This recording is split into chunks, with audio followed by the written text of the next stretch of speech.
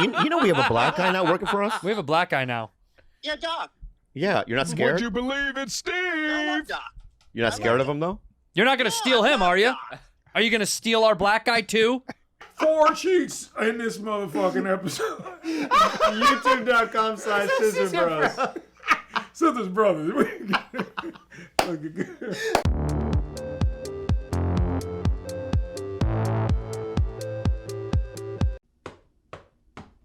Welcome back to another episode of the Steebee Weebee Show.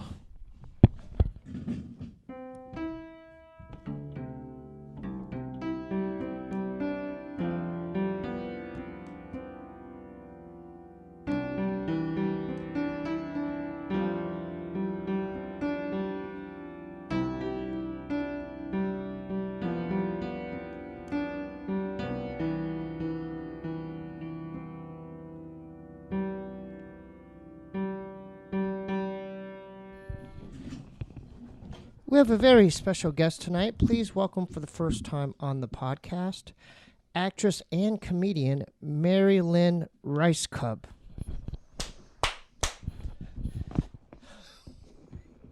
Hi. Thanks for coming. Thanks for having me.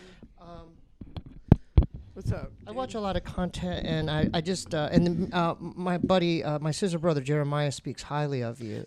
He always says my fave. whenever he's at the comedy store, you're really nice to him. Are people not nice to him in general? Comedians, you guys have there's hierarchies, right? Like, Yeah. Oh, you mean that I even talk to him or look at him? Yeah, because you've been on TV. I know. I'm in this old thing called TV and movies. Yeah, but from the past. Can we mention Jeremiah is a bigger celeb than me now. No, he's not. You were in 24 with Keith or Sutherland. I know. I mean, I know. I'm trying to be modest. I have the I'm a big DVD deal. set. I'm yeah. a big deal. So I'm a bit nervous. I always will be a big deal. You should be nervous. Can we go through your trajectory? Like, where did you get your humble beginnings? Trenton, Michigan, south of Detroit. Okay. So you're from Detroit. Yes. And then, do you have a background in like improv or is this? I'm just fucking around. Okay. Do you have a background in like improv or like acting? Like, did you take classes and stuff? No. I mean, I did children's theater. My friend got me into it, and then I did theater in high school. Yeah. So I guess maybe that answer is yes. Yeah. And then I went to art school for painting, and then I started doing performance art, and then I started making fun of performance art, and then I moved to San Francisco, and I started doing the open mics there. Comedy. What was that like? Well, first it was like open mic poetry. Ooh. And then some of the comedians were coming to the poetry nights. And then I saw comedians and I said, ooh la la, look at that, you know? Was it more attractive to you? Why was that more attractive to you rather than poetry? I'll tell you exactly why. Okay. Steebee Weebee. Okay. I'll tell you exactly why. Okay. Because a comedian knows their voice and goes right into it. I'm not trying to be disparaging of poets, but maybe I am a little bit. Some of those poets were sloppy. I'm going to go ahead and say it. Including myself. In what ways? Because you go abstract as an excuse to be on stage. Right. And comedians are used to getting to the point and being clear. Cutting to the Now, chase. Part of that is a matter of taste. That's just what I was attracted to. And I'm still working on that in my life, still to this day, of how to be more clear in what you're saying.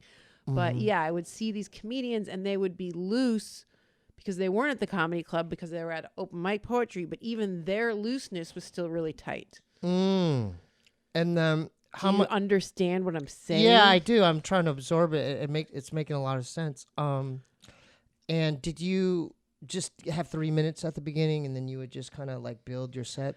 You know, they don't do minutes at poetry mic. They don't. They don't, man. So you could do 10 minutes or probably 50. like one poem. That's and then Well, you do one one poem that's like 50 pages. So was that equivalent to like 3 jokes for an open mic or something?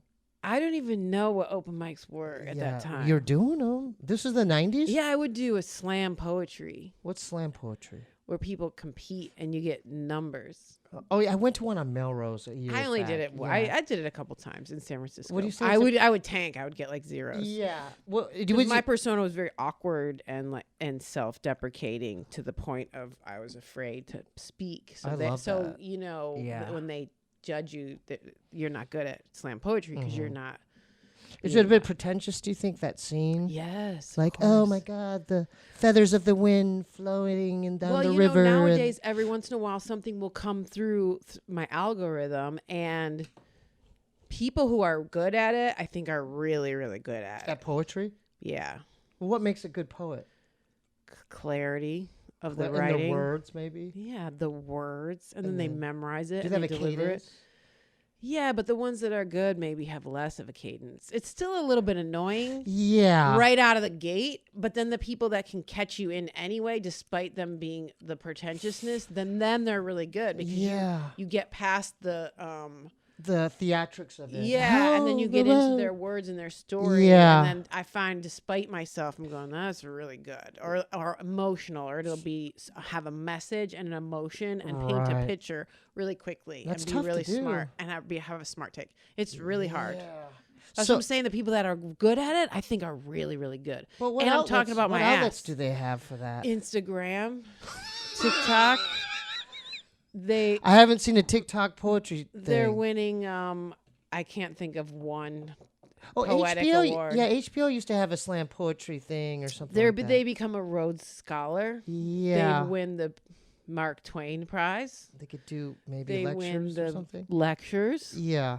How did you? So how They did you? perform at inaugural events like Yeah. that young woman did. Everybody's crazy about her. Oh, I forgot Amanda her name. Gorman. Okay. At the I don't know why I remember that. Yeah, but you did. What was your trajectory like advancing in the comedy scene? Like, and when did you eventually move down to I LA? advanced so quickly in the comedy Like, scene. honestly? No. I just like that term. How did your advancement? Or I mean, just how do you how progress? did your ascension? How'd you progress? I was doing performances in San Francisco. Then I came to Los Angeles, and I happened, from the people I met in San Francisco, they said, we're doing shows in LA. Down here. And I said, I'm going to come and do that. And that's all I wanted to do. Mm-hmm. And I happened into a really amazing, like crazy good clique of people. Really? Yeah. Are they still doing comedy now? I'm talking your Jack Blacks, your Will Ferrell, Molly Shannon, Margaret Cho, Jesus. Jack Black. Julia Sweeney, like all of these people, Just- David Cross, Bob Odenkirk. These were all people. Didn't you date David Cross? I did. I did What some. you I did some research? research. What'd you do? A little wiki? Yeah, I did a little Wikipedia. Did a little Wikipedia. wiki? Yeah, so you met him through that. Then that's the scene. Yeah. Yeah. Those were you just said some heavy hitters. That's what I'm saying. I mean, they're all Those are- we movies were and just all TV. Yeah, hanging so that was out. your class of comedians you came up with. Those people. Yes. That's insane. I know. I had a personal question. What's the differences between club comics versus the alt scene? I was only alt. Okay, so what does that even mean? I was- because I was purely alt. What does that mean though? What Wow, what distinguishes you guys were alt? talking about? Well, no, me and Jeremiah, we spend a lot of time on the road. Like we drive around and we talk a lot about this topic, and I still don't know what it means. Let me just say, me personally, I've done things completely backwards at this point in my life. I'm doing the thing I shouldn't be doing, which is I'm finally a road comic. Okay, I started in the alt. I'm going to explain it to you. Yes, thank you. So there was a backlash from 80s comedy clubs, which still is in play. When you tour all those clubs, that structure of the 6 shows a weekend, the people that are like, I just got off work, I paid good money for this show, you do those 6 shows that sell 2 drinks, that whole system. The 80s comedy boom, that's why they all opened up, right? And it was guys, men, bravado, Right. cocaine. Yeah. The whole scene was very broad and I don't know the words to describe it. It was That's fine. even before Jerry Seinfeld, just sort of like bombastic. I'm not trying to be negative. It's just Right. No. It's I like it. dudes in suits. Oh, it's like going Barry like- Sobel. Remember, like Barry Sobel? Yeah. Yeah. And I don't know. I kind of blocked it out because it wasn't really my thing. So David Cross in particular. Is there a hurricane? By the way, have you been outside today? There's all the stuff in the trees. That scared me. If that scared you, Well, that you sounded live like here. I know, but that sounded like a tree branch. Yeah, or that sounded terrible. like There's a branches. wind Did you walk storm. past them? There's branches everywhere. Major branches. So that was outage. like a windstorm. That sounded terrible. But I'm still on the same. I'm still on the same page as you. So you're saying like this '80s boom of dude comics in suits, and like we're gonna hit it so hard. Yeah. It's very specific, but I'm not doing a good job with the Is words. it like like post Sam Kinison type deal? Yeah, it's more. It's not as I think of Sam Kinison as off the rails. It's He was more like a crazy. rapid fire. One-liners or Yeah, like Yeah. I'm gonna have an attitude and maybe kind of chauvinistic. as far as their Trying to topics think or of- just their bravado. With Them. the bravado. Okay, I get it. And the topics. I mean, I guess the whole airplane thing. People were referencing Seinfeld. Airplane the movie. No, just like the food on airplanes, like that type of like those types of topics. Yes. Ugh. Men and women, you Yeah, I know, like that. why are women? I mean, Yeah. those are in some ways those are timeless themes. They're always going to be talked about. Yeah, But this specific period of time, people really bought into this to that. style, Yeah. and that was. So that's not. I alt. should have like 6 dudes on the tip of my tongue, but I kind of forgot about it until this moment. So was that Like I would have known all their names when I Seinfeld moved is here. not one of them. He was, but he was like the elevated version of them. Of that. Yes. Okay, that's fair enough. Yeah. Like he was like the Jewy elevated, like at the time it was like he's abstract. Yeah. You know, Yeah, like he yeah. was the weird version of this. No. If any comics come to mind later, just feel free to spout them out or whatever. But continue with the whole. So then the whole. I think there was a rebellion, and I didn't really Oh. know anything about comedy. So I'm just gonna see if anything. You're like, comes if up. this is driving you crazy, you need to name one or two. I could tell. Like, Yeah. there's some OCD moment going on. So people were. Take your time. They're listing all the really good ones. Okay. That they're putting. I mean, there was. I'm generalizing because there was a lot of really amazing people in the 80s, for sure. David Brenner. I mean, he was unique. Yeah. I mean, Andrew Dice Clay, but he was a very. Yeah, he was unique. He was very special. See, they're naming like the cream of the crop. I'm talking the guys that dominated all of these. So they did dominate all the mics and shows in Yeah. the late 80s and stuff like that. I think so. Mhm. I'm not making a very good case. If I No, can't even it's name fine. them. It's fine. So anyway, these guys were, I think, rebelling against that. David Cross was in the Boston comedy Right. scene, and there was That's even a like good a example. dude Boston. Yeah. Whatever happened to Janine Garofalo? She's still around. Is she really? And She was a part of the alt, though, right? yes. The That's- rumor is that there you go. she was the queen of alt. There you go. Uh, David Cross, Janine Garofalo. But so what happened was they wanted to talk about stuff that was real and not have the rapid fire general. So when I first came to town, there was a show called The Uncabaret, and Janine would be there, and Bob would go on there, and all these people. Some of them are from the Groundlings, a whole group of people. Andy Dick was there. We're talking about personal shit, and it Rather was than almost general like shit. a therapy. Mm-hmm. So they were talking about personal things that were, which you didn't do as a comedian. You kept it as at arm's length and talked Right. about bigger, broader subject matter. Right. So that to me was like the style was you're going to talk about, but that became the norm. Like people I think who are coming up now. Just naturally do that. Yeah. And Right. now it's a whole different world because everybody's super personal all the time, everywhere. Like So- now it's just overly saturated. But at Right. the time, What? Give it me a was time very frame. 1992. yeah. Okay. So in the early 90s. Yeah, and Janine was like the perfect example of that. Not only was she personal, but then she went like anti. Like she would not have that rhythm, and she would bring a piece of paper and she would make fun of like her joke structure and all that stuff that people do all the time now. Right now, but she's the queen of that. Yeah, and people were breaking through what you didn't do at clubs. Wow. Like at clubs, it was supposed to be this like ironclad, like jokes every 15 seconds. Set up, punch, set up, punch, set up, like that. And like those personalities that you couldn't puncture. Right. And so it was all about the opposite of that. Anti-established, like anti-establishment. So that was a perfect time for me because I was an art student and I didn't really relate to comedy. Mm-hmm. I didn't know, but I got drawn to it because of this group and this way of doing it. Right. Because I was like, oh, that's me. That's what I like. Mm-hmm. I like to see the flaws. I like to see the in-between. I like to see what's really going on. I prefer an awkward beat more than a polished joke. I couldn't relate to the, like laughs every 15 seconds. Oh, that's interesting. So in the alt scene, like the club comics, they need that consistency. Set up, now laugh, now laugh. But in the alt scene, you could have moments of silence. Oh my gosh, me personally, the Sklar brothers just told me, they said, you're a comic now. Back then you were a personality, which is how they say it. But to me, here's what I was doing. I was so scared to speak, but I was imploding and I needed to get on stage. I had a need to get on stage in order to express myself because I felt like I was dying on the inside and I didn't know how to like talk to people. So to put it on stage, I'd be so nervous. I would fall asleep before I go on stage.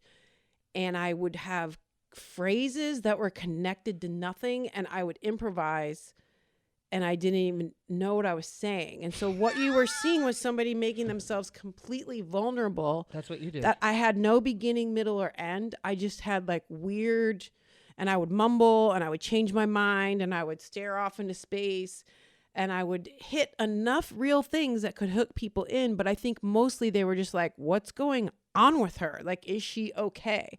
Oh my God. Because of the rooms that I was in, they were accepting of that because it was like a more arty, experimental thing outside of the mainstream. I would have not survived in the comedy club. And so only now am I going backwards and being able to speak and say, here's what I think, here's what I want to talk about. So that's what's weird. Yeah. Because I've been saying recently, I'm like, okay, I went from being a full-time actor, part-time comedian to... You're back, you're doing comedy too now. Full-time comedian. Full-time comedian. Which is there's nothing wrong kind with of the opposite. No, it's great. But what was the premier alt club in Los Angeles at the time? Do you remember? I mean, for me, it was Largo. Okay, I knew you were gonna Largo. Yeah, that's so. Can you describe to the viewers and listeners what that was?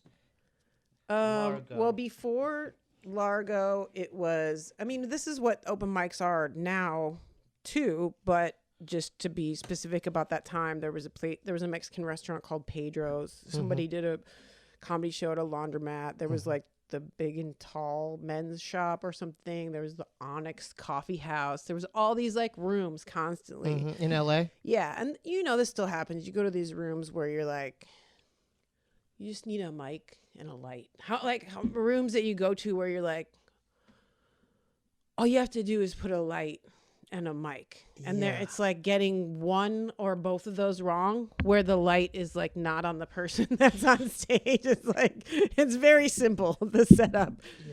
But we went to a show that was laundromat in front of, fully lit in front of the bathroom. There was one at Borders Books, like all these rooms.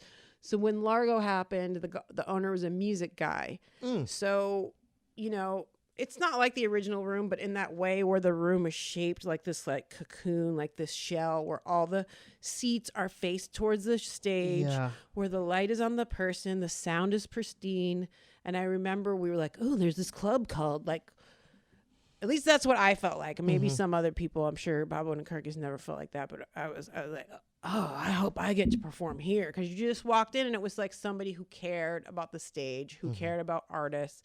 The audience was very, I mean, you could say a touch pretentious, but I loved it. It was like my favorite place to be because they were very allowing of like stuff that was off the beaten path and not So what do you mean by pretentious? It's like they had Well, like looking back on it now, sometimes it's like when people are so in the know that they're like, it's like a knowing. It's like a jazz laugh. yeah. It's like like some joke where you're like, I don't get the. oh, like they're smarter than you because they get it. Yeah, And- but right. that's where that was my sweet spot but now that I've sort of grown up and been out in the world, I needed that place, but it was this cocoon of maybe like, it's like arty kids, like people that like understand. the dude with the Sonic Youth shirt and like bleach, like yeah, color, or it's like if you. I bleached mean, hair. it wasn't like it's like if you're in a theater class and it's a safe space. That's how it felt to me. Like that, I wasn't. But I think the flip side of that coin is like maybe a bit judgy. In what ways? Like With your material, or like politically correct is what people would call it now. really? Yeah, but that was like the best possible thing. yeah.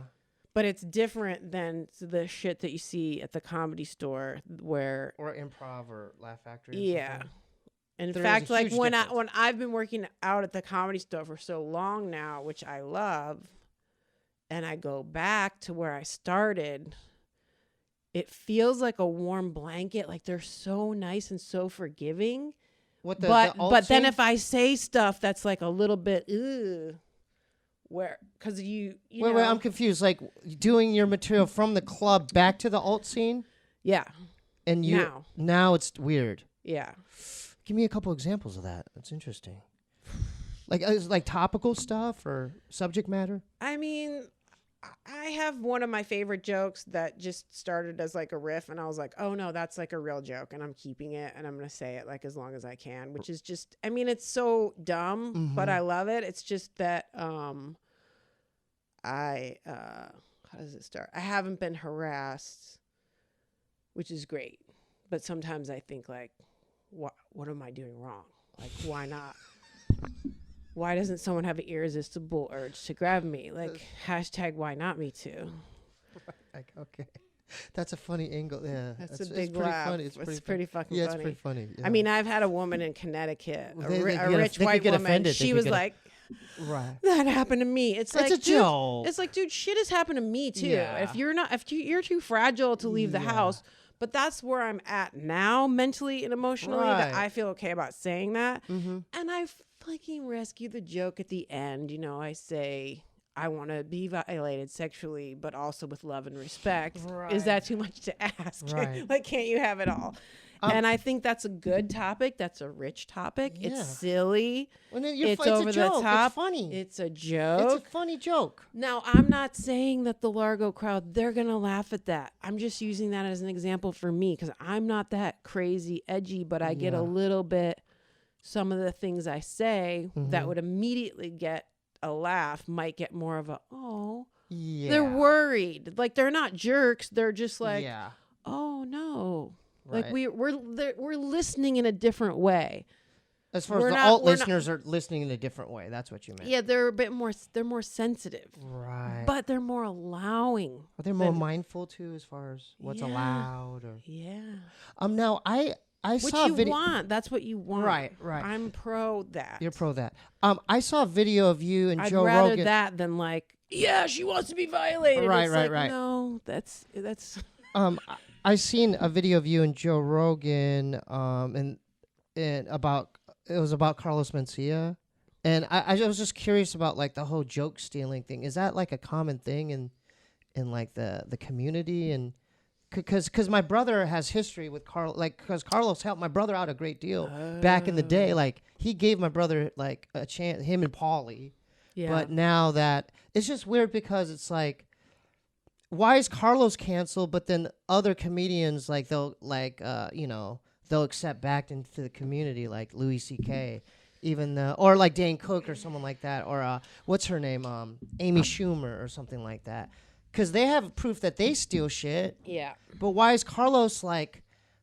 Why is he banned forever and not allowed back in, and these other people are allowed to come back in and accept it back into the community? I'm very fascinated with it. I watched so many podcasts about it. What? I don't know.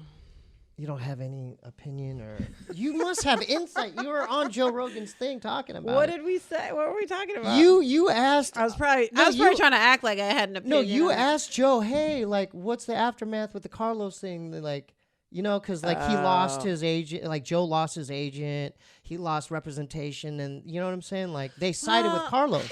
I live my head. I like to live in a little bit of a cloud, and I operate from like if I'm just true to myself, I'm going to be unique. I've seen things that I've say. I mean, I'm sure you talked about this before, where No, I where haven't. it's like Not this topic. you steal.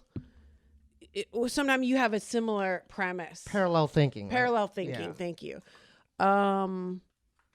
And I was probably clued into, if I was talking to Joe about that for that moment in time, I probably had just heard him talking about it. And then I was like, what's that thing? And then I immediately forgot because quite honestly, I don't really care. You don't care. What if someone took your joke though? How would you deal with that? I guess that's a better question. Let's say you found some Honey, younger people comic. steal my shit all. No, I'm just kidding. No. But what if you found that out? Like, how would you deal with that? I mean, I probably if I was talking to Joe about it, I was taking Joe's side on it. Of course. Because that's who I see and that's who I hang out with, and I'm very prone to like, that guy's an asshole. Okay, I'm on board. Right.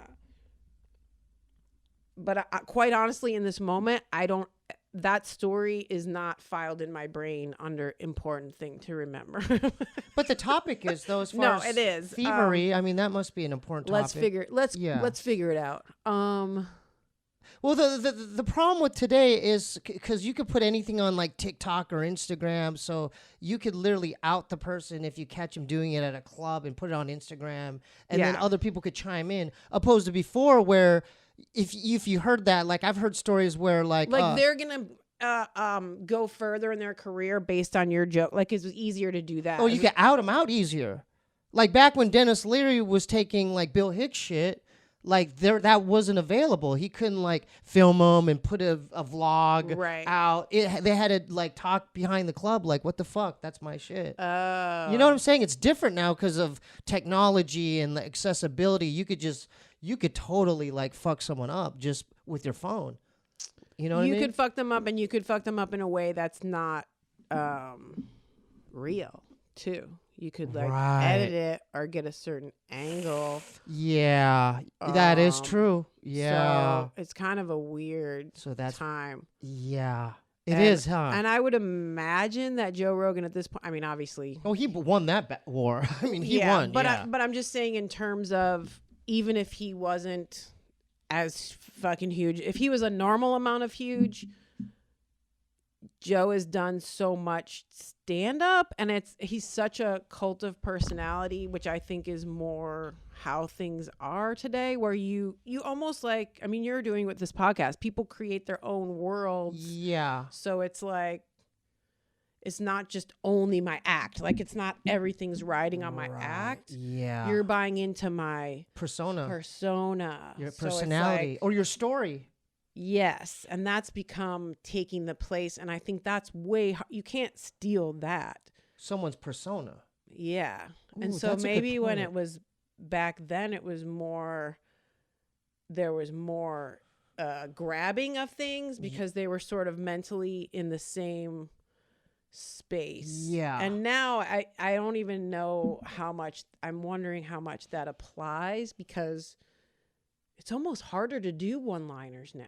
It's weird. I don't see it. I mean, I don't know. I mean, I'm not in the scene like you are, but I don't see it. Hard jokes. There's nothing better than like when I say something that's specifically a joke and has a switch in it, and that's where it gets the laugh. But if you're not being yourself in between that, the audience could see through that. Yeah. Oh. And so I don't even know if, I don't know. I could be like way off base because that's just where I'm at. I'm sure there are guys where you're very attached to the writing and like people that steal stuff, but that is it's like a desperation, right? Yeah, it's and then like these animals that just take these fucking big dicks. They take your stash. So I guess, And Amy Schumer. No, I don't know. Did she do it too? yeah. Well, there's like YouTube compilations of like, Oh. her take. Did you watch all of it? Yeah, I watch stuff on YouTube all the And time. do you think it's parallel thinking in her? Not case, or- well. That's a good question. Like a lot of it could be, but some of it, like, there's no way. It's too like Carlos with the Bill Cosby shit. Like that, he took that from Bill Cosby himself. That like his like one of the most famous, Right. albums and like comedy things about the football. The football joke about the son growing up instead of thinking the I mother. mean, the "Hi, Dad." audacity to do that. And so there's video proof of that now, like where people could That's so side by audacious. side. Yeah, you couldn't do that in the 80s or 90s. Apparently, Robin Williams is a classic. People talk Yeah, about but he that. paid. I mean, supposedly he would write out checks and pay him off. He'd pay people off. I mean, that's what I heard. I don't know here. But that just shows you like how hard it is. I mean, even Yeah. like someone like Amy Schumer, and there's like a few like Nikki like they write for the roasts, and they Right. wrote for each other. Uh-huh. I don't know specifically because I don't talk to them about that, but So are you a lone wolf now in this? Like, do you have your like? Because you come from the alt scene from Largo, but like, how are you operating nowadays? pretty lone wolf. You're alone. I felt that. I feel that you are. You do? Well, I don't even. I just met you. Tell me about it. Well, just because I guess your energy or your vibe, it seems like you kind of doing your own thing. Yeah. It's easier that way, right? Yeah.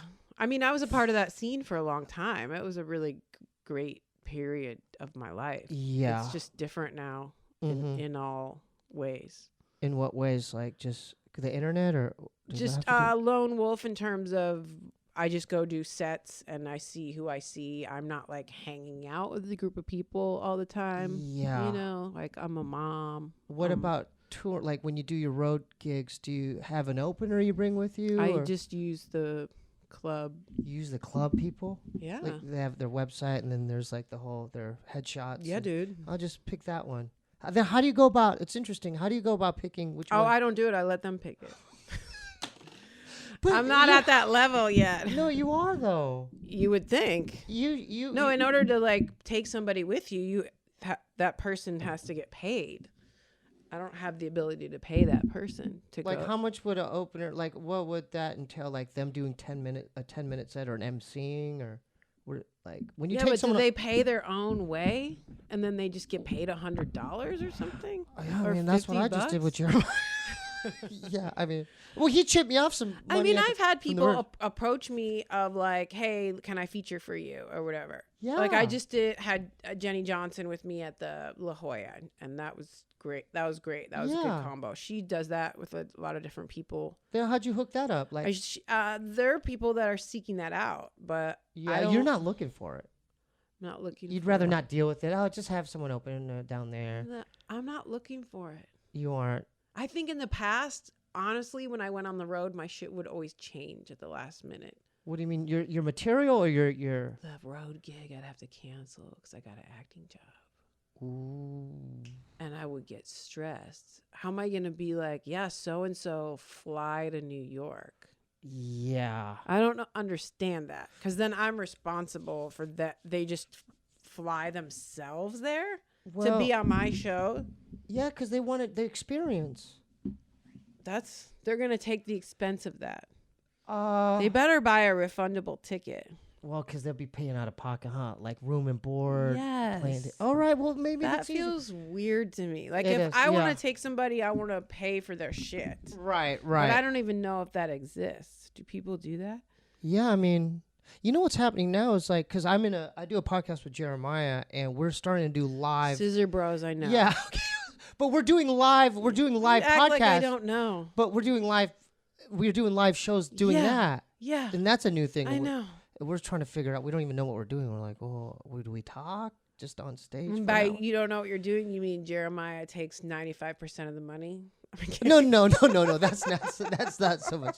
No. I mean, as far as like the way we present ourselves on stage, or Right. what we're doing. But you mentioned That's good. That's exactly right. You guys are on the forefront of. something new. I think. I mean, in some ways, the structure is good, and it's that way for a reason. The open, the middle, and the headliner. But in Yeah. other ways, it's like No, you guys share the show, or And it's a podcast event? yeah, Yeah, we're figuring it out. We're figuring it out. You were in a huge show back in the day, 24, with Keith Sutherland. Can you tell me I like about? how you prepped these questions. You really.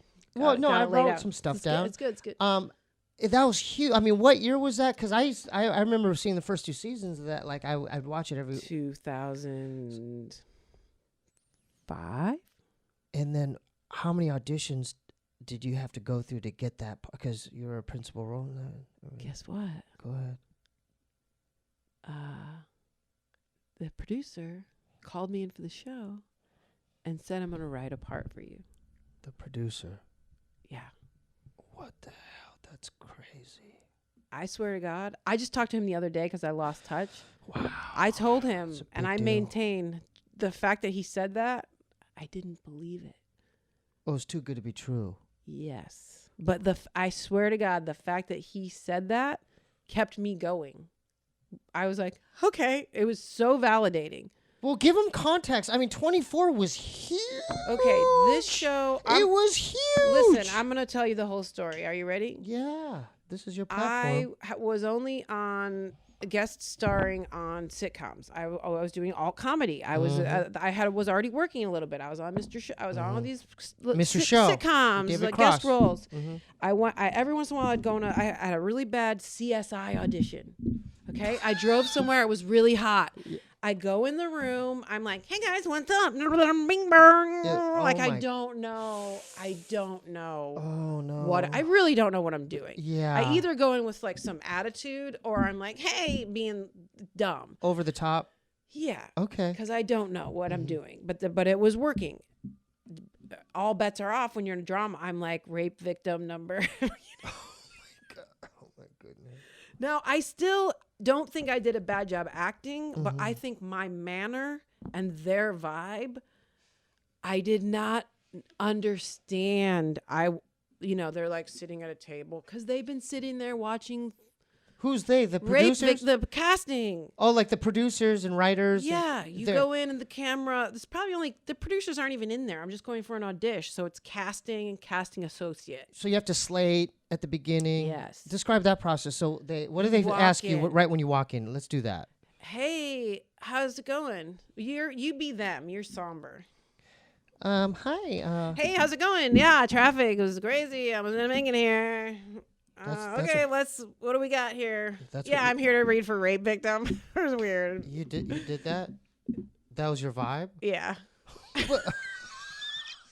not a good sell. 'Cause But I you didn't booked but then what made it 24 Okay. different? Like So my agent calls me and she goes, the show 24 Your really your wants to agent. see you. The show is at the top of its game. My agent. yeah. Can we give them a shout out real quick? Or your agency? Can we give them a shout out real quick? Gersh or something like CIA. This was 25 years ago. Okay, but I've had 18 agents. Okay, since like then. forget that. For time to snap that out. Okay, continue.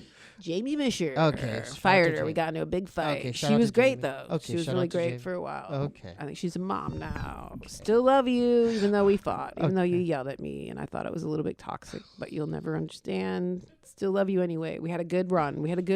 And then it got bad. Okay. Still love you. Time stamp that. Um, Time stamp that. 24. big hit. Yeah, I started in year 3, so they know they're gonna. They know they're gonna add a character. I know. All I know is I had a bad CSI audition. I'm like, I need to recoup. I need to recover. Redeem. I fucked up. I cannot go on another drama right now until I figure out. Your thing. Yeah. She goes, 24. They want to see you, and it was even farther away. It was even hotter, and I go, I can't. I can't drive over there. I can't. Were you I gotta scared? There's cocoon fear? up. Yeah. Yeah. Because I don't understand that world. I'm not ready to face it again. You're a comedian. You know the funny Yes, world. They really want to see you. They really want to see you. Oh, they're requesting you. Yes, they Oh were my God. requesting me. So you get adrenaline. Guess why? The editor had seen me in a little movie called Punch Drunk Love, directed by Paul Thomas Anderson. Saw me in that movie. That's why they called me in. That's why the producers wanted to see me. Wow. And I didn't realize that until I got there. My agent talked me into going. She sent me probably VHS tapes at the time. No, she's probably she goes, watch this show 24. Because I was like, I don't know what this is. Meanwhile, it's like the biggest show. It was the biggest. I'm just going out in bars and performing in, bookshops. Yeah. I didn't know. So I slam a couple episodes the night before. I go in there. He meets me in the hallway. We love you. You're great. Oh my gosh, you're so talented. And you're dating so-and-so. He's so talented. You guys must be the most talented couple. We want to write a part for you. Do you watch our show? I go, yeah. He goes, you don't watch our show, do you? He calls me out. I go, I watched 2 episodes last night. He goes, that's okay. We think you're great. We saw you as the overbearing sister in Punch Drunk Love. We want to write a part for you. And I was like, okay. Like almost crying because they were so nice. It was so validating, had seen me in something like mind blowing. Yeah. And I left. I was like, that was great. Yeah. I'm good. I was with all the executive producers and the one dude was telling me how great I was, who, later was my boss. And, but Joel Cerno, shout out, creator. But so, yeah, that's why I say that was honestly the best. A pep in my step, whether or not I had even gotten the part. That's amazing. And then the fact that they did it, hired me on for 4 episodes. Amazing, yeah. Guess who's a little freaky on the show? This lady. Like in a what little way? sticking out. Like in what ways? Well, you had your own trailer. I mean, what was it like working with Kiefer Sutherland? Like the first time meeting him. I'm a big fan. You're like, well, you had a Lost trailer. Come on. Boys, Flatliners. Paint us the picture. Yeah. It was terrifying. My first scene was with him. Like, were you like? Did you have to take like muscle relaxers or? Yeah, I mean, definitely do drugs if you're gonna go on a set. No, I was a quick study and I had all this technical stuff to say, and it was the episode where he was on heroin to try to be undercover, and he's looking for his kit, and I go in his office, he's like, get up, he yells at me. First take, I do pretty good. Okay. They go light for 20 or 30 minutes. We come back, I go, the thing is gone from your lines are gone? Gone. How many lines? A lot. Bye-bye. Gone. A lot for me. Probably if you went back and looked at it, it was probably 3 or 4. I mean, but it was. I had never done. That's TV. That's pressure. There's a gone. whole. I was like, staff and. Every minute I blow grips. a take. Yeah. Yeah. And the so whole crew is just money going down the drain. They're all waiting for me to say my. So how'd you get through that? We took a break. I went and I stood in the corner and I just repeated it, read it. Like, okay, I'm ready. I didn't know. I was like, is it going to come out of my mouth again? Yeah. And then afterwards, they were super nice. They go, that happens to everybody. And I said, you got to be shitting me. Holy smokes. Because that's the nature of that show. It's fast paced. It's not. They did it hourly. Talk. Like I remember the hour, like every like. So I made it through that first day, and then that's when I knew. Oh, you actually have to study, because I have such an aversion to anything that's like rehearsal or study or not fun. Study the lines or the part, like what? Up until that point, I would just be very quick. Okay, I know what I want to do. And this one was different because I didn't know. I was out of my depth. Jeez, and so that's when I knew, oh, you got to really know this, like really backwards and forwards, because there's other elements that you don't know. But that's how I did it. That worked for me as I got thrown into it. It's almost like, a moment of shame and humiliation and facing down the complete failure is what made me do the work. Oh, that's amazing. It's not a great way to I can't operate. Well, you walk through it. Why didn't I just learn how to study? Yeah. That's the message to kids today. Just learn how to study. Like, be prepared. Be prepared. So what would you say? What's the definition? Success is when preparation meets opportunity. Preparation H meets opportunity. Meets hemorrhoids. Yes. Equals now some soothing. Now going back to your live performances and doing stand up, how do you deal with like the adrenaline like do you still get nervous going on stage and doing your thing? Yeah. Like how do you deal with it? Like do you have like a ritual? Did you ever get an EpiPen? What's that? What is that? For an allergy attack. No, I just take Those things like if someone's having like a peanut allergy, they shoot you with the adrenaline. Benadryl. I take Benadryl. I got that. I had to get the EpiPen once, and it felt like going on stage. So it was a drowsy? good feeling. No, adrenaline. Adrenaline, like Red Bull. The drowsy thing I used to have years ago. It was like a reaction to being nervous. But now I just. Well, one thing I learned in the past couple of years is if I'm getting like dry mouth and I'm not doing what I want to be doing, I'm not doing well. What do you mean dry mouth? You never got dry mouth? Yeah, I got a bloody nose once when I opened it for my brother in Tempe. You get like cotton mouth. Yeah, I got that and a bloody nose. And yeah, I choked severely. Severely choked. So why'd you act like you didn't know what I was saying? I don't know. I do that a lot. I do that a lot. Yeah, I have this thing. You're rediscovering. Yeah, like keeps you present. Sometimes I play like dumb when because you want to hear the. I want to hear it from their mouth. Yeah, it's a weird thing. It's childish. I know. My brother crazy. On your last spot, because I listened to your most recent one. You also have a thing where you're like, say that again. Yeah. Yeah, even though I know. Say it again. Yeah. I just want to hear it. Do that childish. again. It's childish, I know. But, I'm back. I'm starting to do stand up. I'm 2.5 weeks in. And I redeemed myself at the Tempe Improv. Yeah. And so I noticed the second show that Saturday, it was packed and I drank 4 Red Bulls. Oh no! So when I got into the green room before the stage, Jeremiah noticed that. Don't do that. I was shaking. Follow Jeremiah's lead. I was shaking. Don't do that shit. I was shaking. Don't drink But that. he talked me down from the cliff, off the cliff. Of course he did. He's like, Steve, I know what you're feeling. I want you to slow it down. Oh. Why are you doing this? What's that? What's this? It's a sympathy.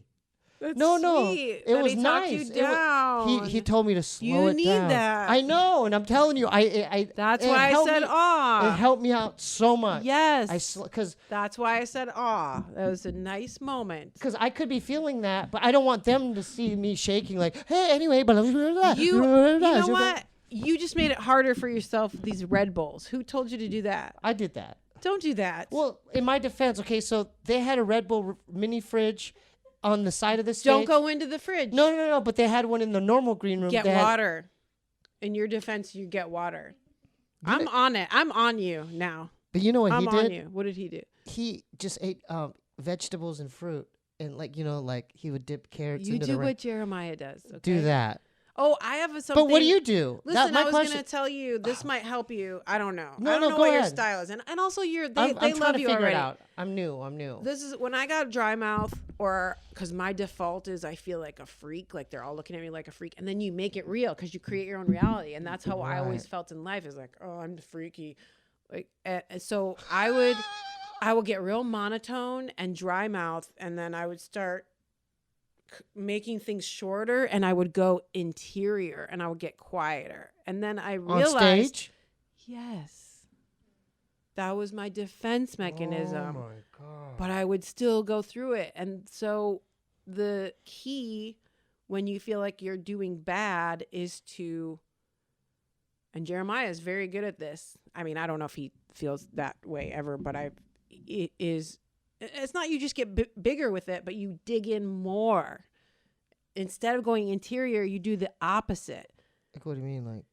Like if I'm saying, you go more monotone? Hey guys, when you're mowing the lawn and whatever, then I'm like, yeah, they're not getting it. I would go, yeah, when I mow the lawn, you commit to it more and you externalize, don't internalize. So you need to commit to it. Yeah, and say it out loud and listen to yourself. Wow. You are already natural at that. So I appreciate that, and that's a compliment. How do you deal with the silence? Because you maybe the alt seat, because you're used to the silences, but when I notice that the silences they make me uncomfortable. Yeah, they should. You know what I mean? Yeah. I'm just like, oh, that means you gotta write better. You gotta write better. You gotta write better stuff. Yeah. And then where was your silence that you had? I don't remember what parts, but I just remembered instead of like getting sad about it, like it kind of not pissed me off, but it's kind of like. Do you think the silence was because you didn't get the result you wanted and you were waiting And for they a reaction? could feel that. Yeah. It's a social experience. I That's realize you going, here's how I think this should go. Yeah, and they're when- going, it's not going to go. But see, that's interesting because I didn't realize that it's like it's energy. They could feel your desperation. They could feel that. But I noticed when I wasn't expecting shit, that's when I got it. I'm like, Yeah. oh, they're left. Or I've had things that What? work as an aside. Like, give me an example. I don't know if I can give you an example. But just like on a side, like a tagline or something. No, it's like if what reminded me of that is when you said your desperation. If you think I'm going to say this thing and then when I pause here, that's what when the rhythm, or if you put too much emphasis, like sometimes I've had jokes work, but I have to deliver it by throwing it away means like I'm not going to do it that way. Well, I'm not only not going to do it that way, but I'm going to let it go. And you do that all the time in life where you're just like, that's what she said or something like where you underplay it. So because they respond to that too. Sometimes it's just the stress. If you put too much stress on it, they're like, why are you making such a big deal about that? So you underplay it. Yeah, depending on what the thing is. But there's all these little things. tricks. Yeah. So it is like a social experiment. Like there's a crowd. You're supposed to. And what reminded me of was when you said what did you just say? You weren't thinking about it, or you weren't. I didn't caring? give a fuck. Yeah. The other stuff. That's when they laughed. Sorry, so excuse me. you have to remember that. Yeah. Because sometimes you'll go back and you're getting a laugh off nothing, and upon further inspection, it's just because of your attitude, and there might not be a joke in there, or you may have not given a fuck, and there's valuable stuff that you can repeat, and you can repeat in the same way. Wow. It's amazing. Yeah, that's so. Wow. And you should pay attention to next time you get a silence and make a note of, what was I was expecting that there. Right. So how long did it take you to like get more material, like where you got your hour, like of solid material? Are you still working at that, or a better question is, have you dropped? When's your is your special out, or like when are you gonna drop your? Because that's the pinnacle, right? When someone gets their special on Hulu or Netflix or Showtime. I don't know if that's the pinnacle anymore. No. I released a special in my garage during the pandemic called Live from the Pandemic of an hour that I was headlining on the Zoom. And then I was supposed to record an album right before the pandemic, and I haven't done that yet. Yeah. So now I'm in this space where I'm doing 15-minute sets. And I'm not really... I should be working on the specific order of the hour that I want to record. So you 15 minutes, like blocks. 15. Yeah. Minutes. Now, are those interchangeable? Like, because there's an MC or a guy, a local comic in Tempe. He showed me this app. It was an app for your phone of. Like he organized, like this is my 45 minute. This is a 15. These are my other 20 minute. Not that organized. So, but it's interchangeable. Your stuff, though, right? You could. Yeah. Yeah, you could say, I'll do this 15, or I'll do this 15.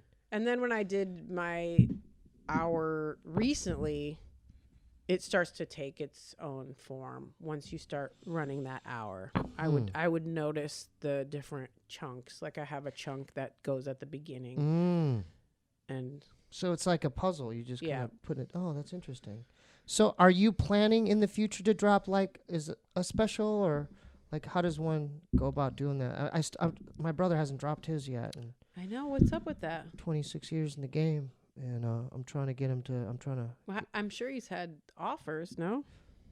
I think there's more of not a deeper issue, but there's a thing about. I think once it's out in the universe and you film it and it's on this thing, you have to write new. Then you have to start from square one again, don't you? Yeah. Right. You have to write new stuff. He's not doing the same hour, is he? Well, he has a lot. I've never seen his hour actually. I've only seen his OR sets. Mm-hmm. Oh, and that's 15 minutes, right? Mm-hmm. Yeah. Well, hopefully he'll get it soon. I'm trying to get him to do it. Because it's like, the way I look at it, it's like you guys is out, like, like the Beatles he have should Abbey a Road. special. Or People would love it. He would love it. Yeah, it's like Jeremiah did his.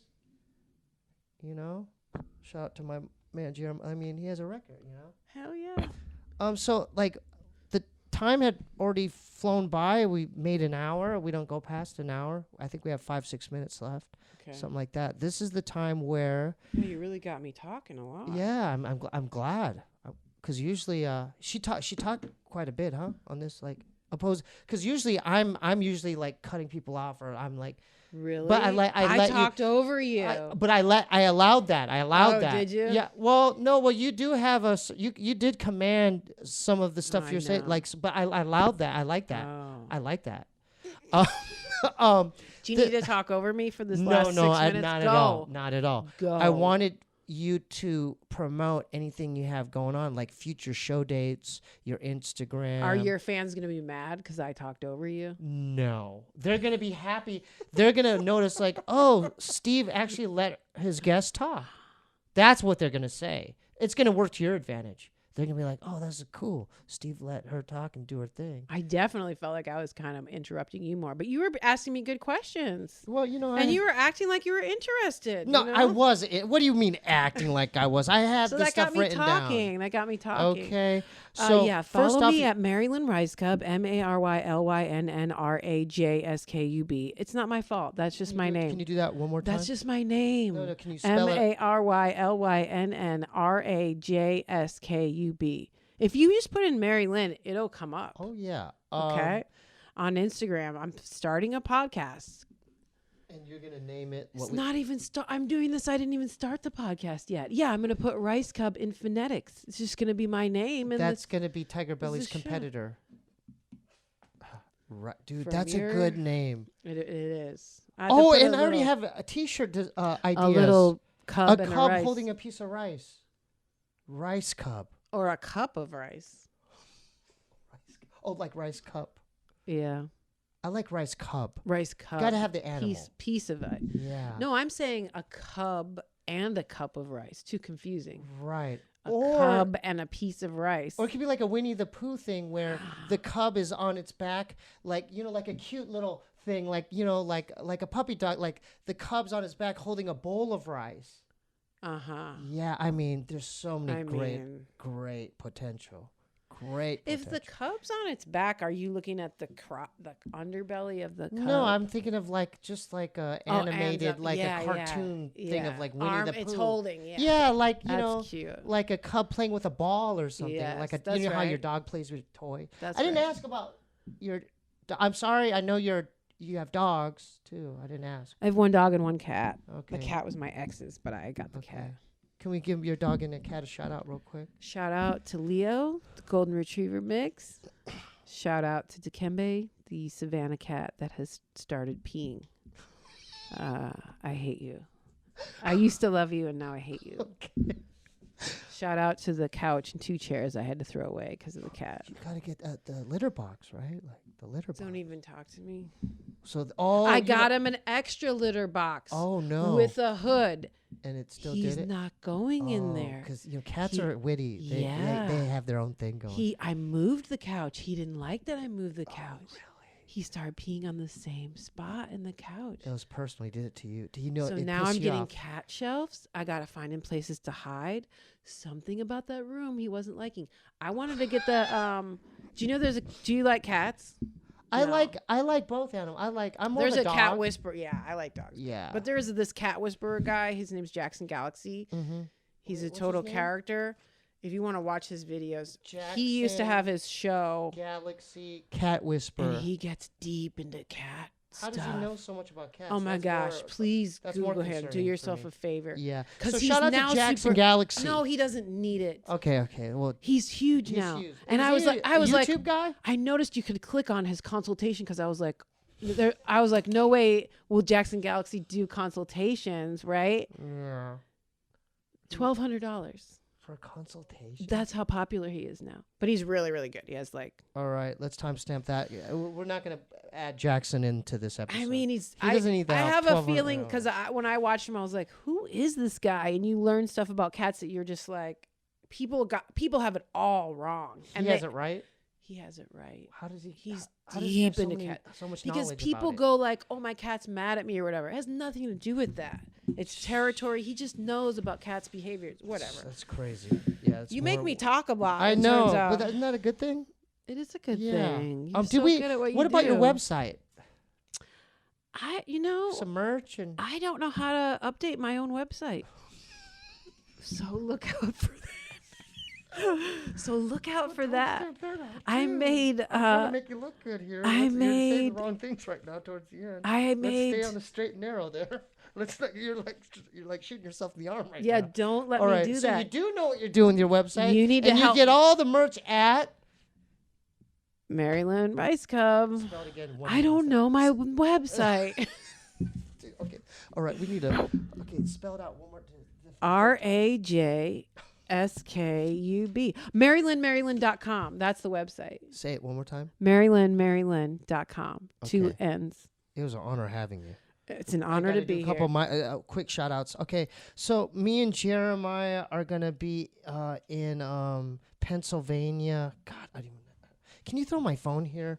Oh, go to SteebeeWeebieShow.com. Just throw it. Yeah, you can throw it. No, I'm not. Okay, go to SteebeeWeebieShow.com for any merch. Just know the delays. The orders will be delayed because of what's going on. Yeah. So January 9th, we're gonna be in Pennsylvania. God damn it, where is it? What does it say on the board? Yeah, Scissor Bros. So January 9th in Pennsylvania, and it's one live podcast, Scissor Bros Live. I'll keep you updated, okay? Patreon.com/SteebieWeebie if you want to help support the platform. SteebieWeebieBandcamp.com for the music stuff. Did I say the website already? Instagram/QUANGOU. Oh, YouTube.com/ScissorBros. Episodes drop every Friday, okay? We just reached, I think, 60,000 subscribers, so thanks for the support. We're very happy to be doing these live podcasts. And I think that's it, right? Did I cover everything? It was an honor having you. Such an honor to be here. Yeah. I'm going to get better at all my stuff. You inspired me. I'm going to list off the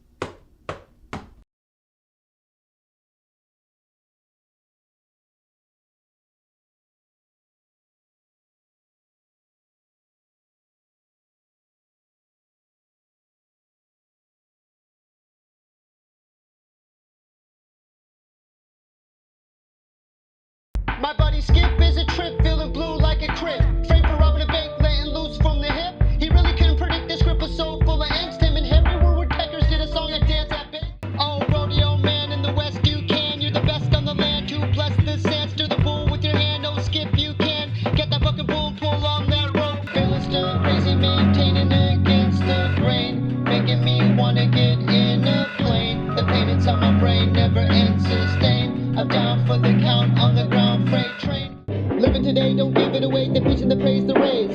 Shining it down to mightiest crowns, the finest of frowns delayed. Skippy's afraid, he feels betrayed. Live this way, can deal with shade. A spade is a spade, he made the greatest blade in a charade of pain. I am not a man, I am an animal, a male. I live on maritime, the law of water, about to sail. Where my mother had me, I slipped out of her canal. What you call a sailing ship is named after a female.